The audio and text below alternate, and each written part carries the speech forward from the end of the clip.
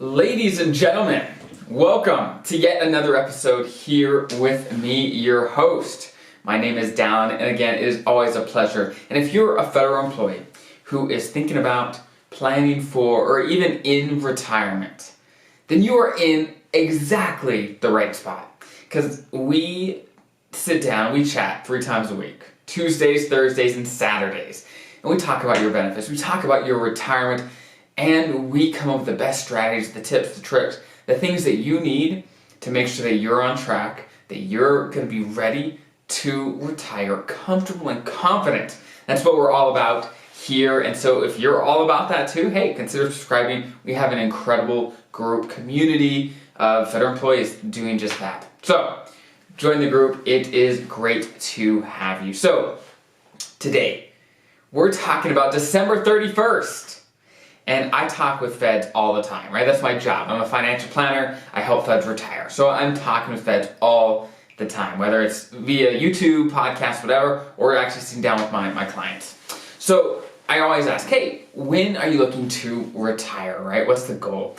And the most common date by a long shot, is December 31st of a certain year, whatever year is applicable to whoever I'm talking to. December 31st. That is by far the most common.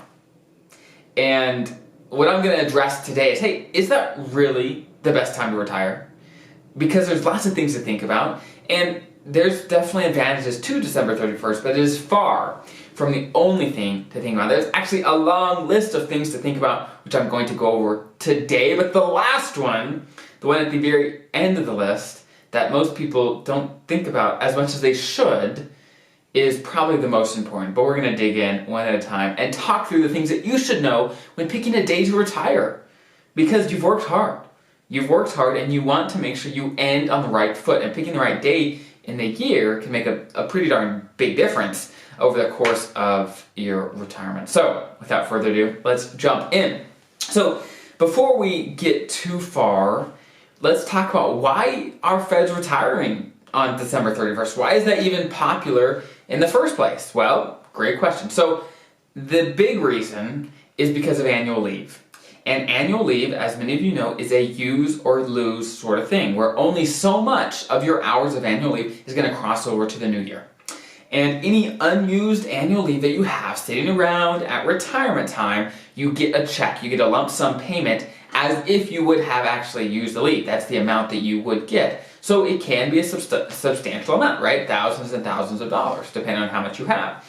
So the idea is, hey, I am going to have as much annual leave in the last year of retirement, then come December 31st, before the new leave year, before it goes back to the 240 hours that'll pass over, then I'm going to retire and get a lump sum for the full amount. That's basically a way to maximize your annual leave payout, which can be really, really nice, especially in the first couple of months of retirement when it takes a little bit to get your pension, it takes a little bit to actually get your retirement income that you're going to have later. So that can be a great reason, right? But is that the only thing to think about? And the short answer is no. That's definitely not the only thing to think about. And here's a few more things. So the first thing, and the place to start, whenever we talk about, okay, when should you retire, is you have to know when are you eligible to retire with the type of benefits that you want. And most feds are looking to retire with an immediate retirement. And what an immediate retirement means is, hey, you've got to be at least 62 with 5 years of service, age 60 with 20 years, or your minimum retirement age with 30, okay? That is, for most feds that are retiring with a classical retirement, that is what you're shooting for.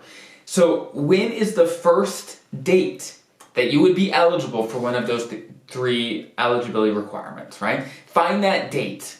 Whether it's January, February, September, December, whatever it is, what is that date? The year, month, day. Find that, okay? That's the place to start.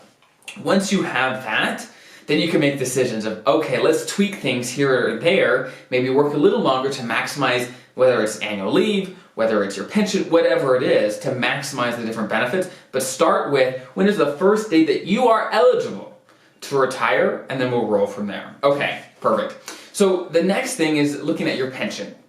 And picking a day that will help you maximize your pension, right? We always want to maximize our pension whenever we can. So when OPM, they process your application, they look at, okay, how many years of service does this person have?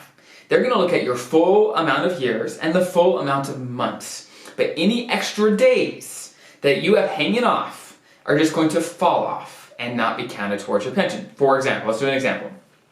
Let's say you've got 20 years of service, you got 4 months and 15 days, right? So 20 years, 4 months, and 15 days. That's your total amount of service. Those 15 days, those are just going to fall off. They're not going to actually be calculated in your pension, right? So the closer you can get to a full month, the more benefit you're going to get from your pension, right? So let's say you figure out, hey, I can retire March 15th of next year. Perfect. Well, if you kind of run your numbers and say, hey, actually, if I work another 5 days, I'm going to add a whole another month to my pension calculation. That may be worth it to you to work another 5 days, right? So that's the next thing to look at is, hey, how much years of service, months, and days do I have to round that up to the next month, right? So that's another thing to think about. Okay, let's go to the next one. The next thing to think about is it probably makes sense to retire at the end of a pay period. And let me tell you why. If you retire in the middle of a pay period, then any leave that you accumulated during the first half of that pay period are just going to fall off. You're not going to get credit for that. But if you retire at the end of a pay period, then you will get credit for that leave. So it's just another incentive to retire at the end of a pay period, right? Now, there is one more thing. There's also incentive to retire at the end of a month, right? Where this is how it works. Basically, when you retire, let's say you retire July 15th, okay? Your pension will officially start the first of the next month, okay? So if you retire July 15th, then your pension is going to officially start August 1st. Well, what if you retire the last day of July? Then your pension will officially start the next day on the 1st of August, right? So you're incentivized to retire as close to the end of the month as possible, okay, for your pension purposes, because your pension technically starts right the next month. Now, when I say starts the next month, I don't actually mean you get a check, you get your money right away. It does take OPM some time to process things, but they will back pay you anything they missed. It still incentivizes you to keep working until the end of the month, so there's a smaller gap between your paychecks and your retirement income, right? So far, you're incentivized to retire at the end of the year for annual leave, at the end of a pay period for leave as well, at the end of the month for your pension, and at the end of a full month for your years of service, right? Lots of things to think about. So it's getting pretty complicated already. Lots of different things. Now, there's more. There's more.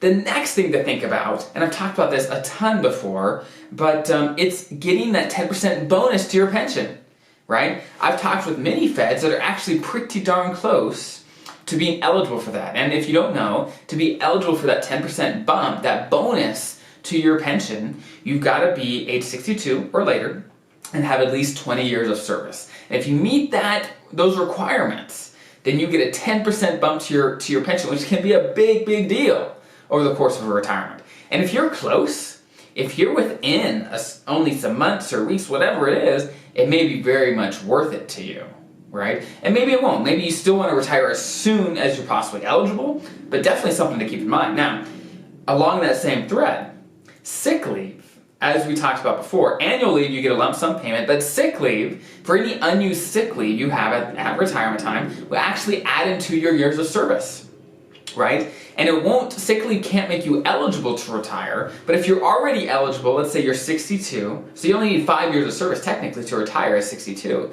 but let's say you've got 19 years and 6 months, okay? You've got 19 years and 6 months of service, so at 62 you can definitely retire because you already have the 5 years of service. But if you have 6 months more of service, then you're eligible for that 10% bonus, right?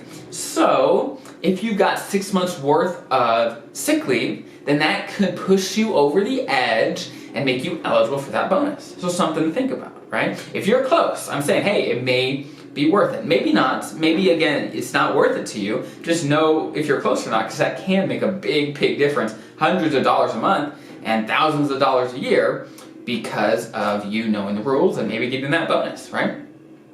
Perfect. So I know this is a ton. We've talked about a ton, but here is the most important one that I'm about to talk about. And that is, when do you want to retire?